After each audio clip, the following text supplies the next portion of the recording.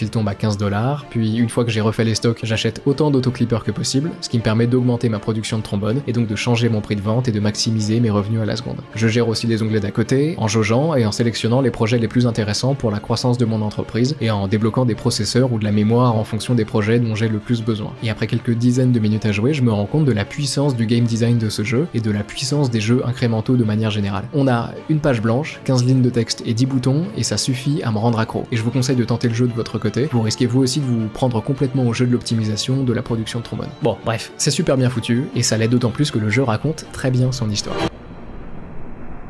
Est-ce que vous commencez à comprendre son histoire, d'ailleurs ?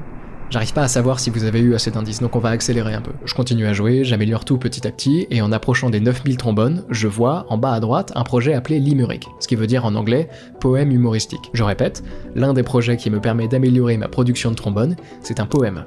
Bizarre. Et